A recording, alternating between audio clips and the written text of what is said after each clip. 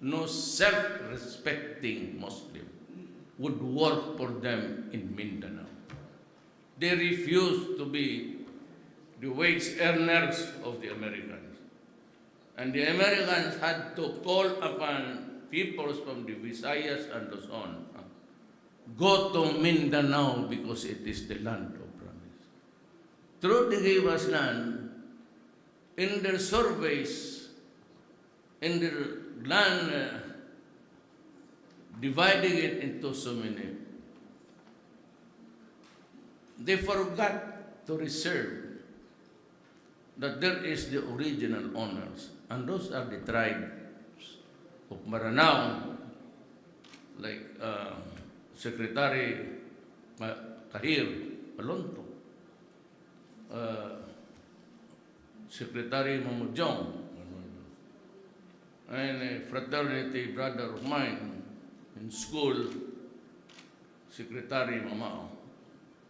There are a lot of Muslims in my cabinet. We were trying to work out something.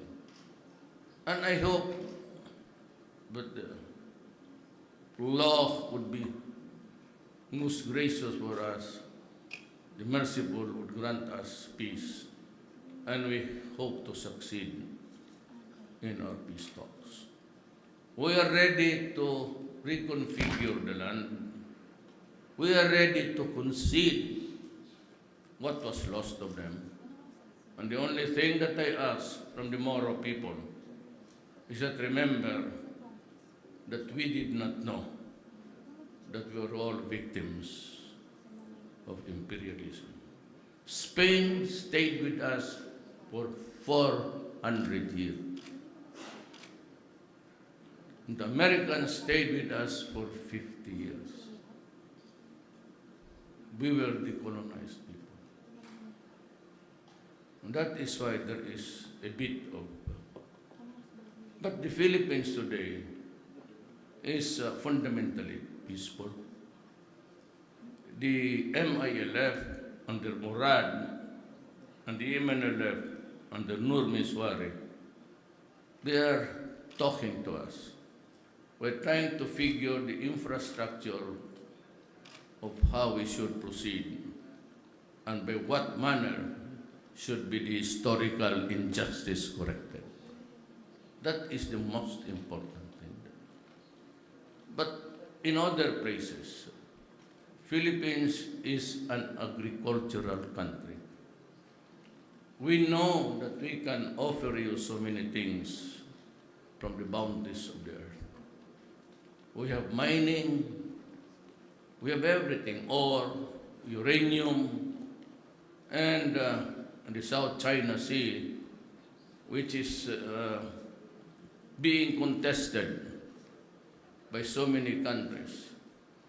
But with the movement of people there occupying the lands, I ordered my military to occupy the remaining 10 islands who are not inhabited, place our flag there, put some structures. And I said last week, I claim these islands as property of the Philippines. It's because everybody is grabbing every land there in the South China Sea. So if we do not act fast, we will end up with nothing. And so on the right side, there is the Benham Rice, and it was claimed after an American who discovered the place. Nobody discovers the sea. Everybody has seen the sea. And you start claiming there, you are crazy. So I renamed it the Philippine Ridge. And I announced to all, including to America, that this is ours. Do not come here. So now, if you go into business, the place, the Philippines, is big enough to accommodate any kind of vegetation. Of course, we have lost the woods, the trees. The early lumber companies there were not Filipinos.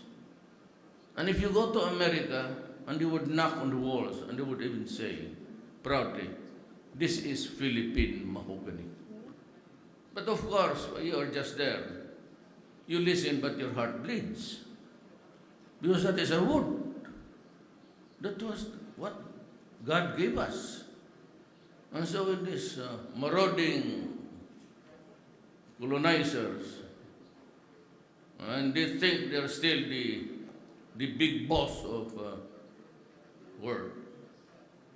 They even try to impose upon us, on our small as I am, they continue to interfere, prompting me to say, Mr. President, you can go to hell. Stop it. I will do what I have to do for my country. Do not interfere. And they threatened me with international criminal court. I said, fine.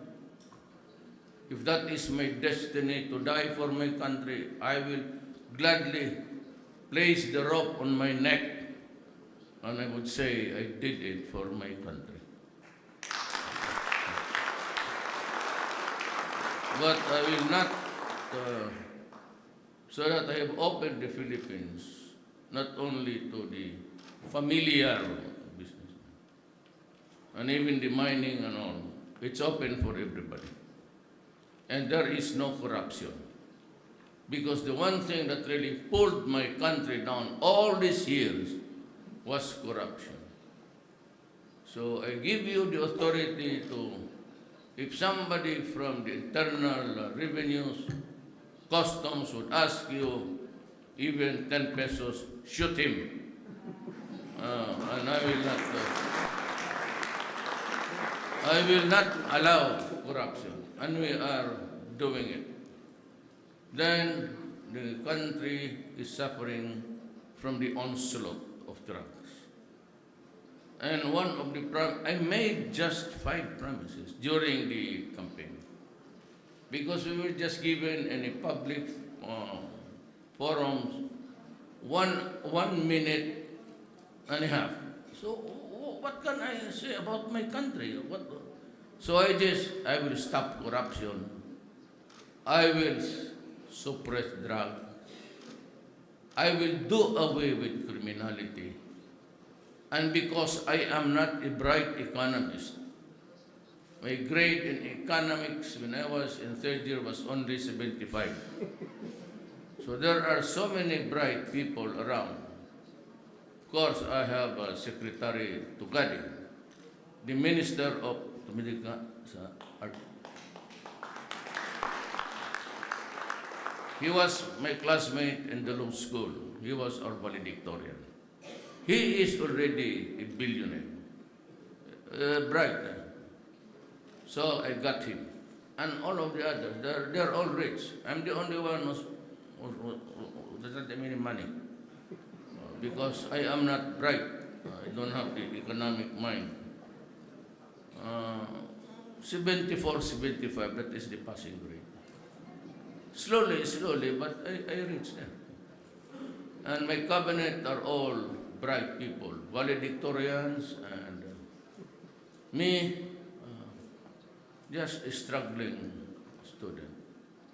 But the surprise of it all is that these bright guys, these billionaires, work for me.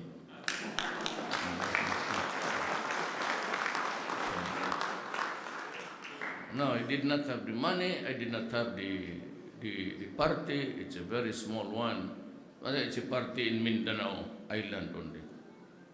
But in all of the areas in Mindanao, in the Moro-dominated, the Muslim-dominated, I got a landslide. Even outside, here I got almost 76% of the total workers overseas in the voting or the absentia voting. I got the, and I just promised that there will be no corruption. If you go to the Philippines, I do not allow the customs to open your